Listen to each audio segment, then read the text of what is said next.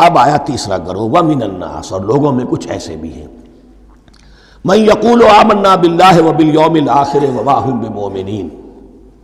جو کہتے تو یہ ہے کہ ہم ایمان رکھتے ہیں اللہ پر بھی اور یوم آخر پر بھی، مگر وہ حقیقت میں مومن نہیں ہے۔ یہاں ایک بات سمجھ لیجئے، اکثر و بیشتر مفسرین نے اس تیسری کیٹیگری کے بارے میں یہی رائے قائم کی ہے کہ یہ منافقین مذکور ہیں یہاں، اگرچہ لفظ منافق یا لفظ نفاق نہیں آیا یہاں، لیکن مولانا امیر احسن اصلاحی صاحب نے ایک رائے ظاہر کی ہے جو بڑی قیمتی ہے،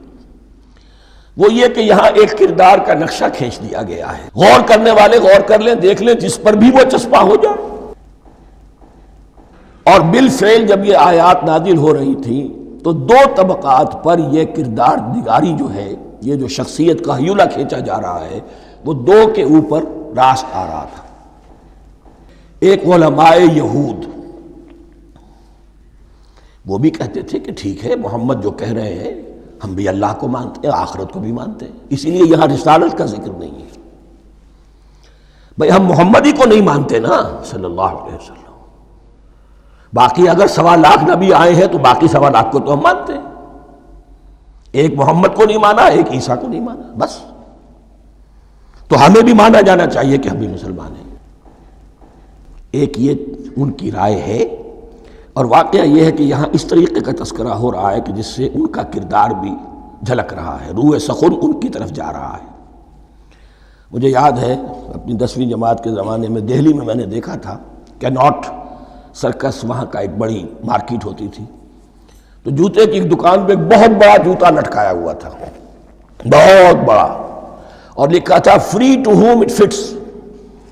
جس کے پاؤں میں یہ ٹھیک ٹھیک آ جائے وہ لے جائے اس کو۔ تو یہ free to home it fits ہے، ایک کردار ہے،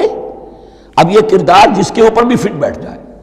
ان میں یقیناً زیادہ تو غلبہ یہی ہے جو مفسرین کی رائے ہے، منافقین کا معاملہ جو ہو رہا ہے،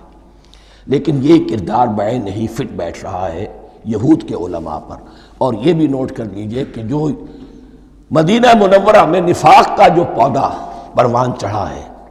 بلکہ پودا نہیں کہنا چاہیے، جھاڑ جھکاڑ جو پروان چڑھا ہے، وہ یہودیوں کے زیر اثر، جیسے جنگل کے اندر بڑے بڑے درخت بھی ہوتے ہیں اور اندر جو ہے نیچے جھاڑیاں بھی ہوتی ہیں، تو یہ نفاق کا جھاڑ جھکاڑ جو ہے وہ یہودی علماء کا جو پودا تھا اور بہت بڑا تھا، اس میں کوئی شک نہیں، اس کے سائے میں پروان چڑھا ہے۔ ان دونوں میں معنوی ربط بھی ہے۔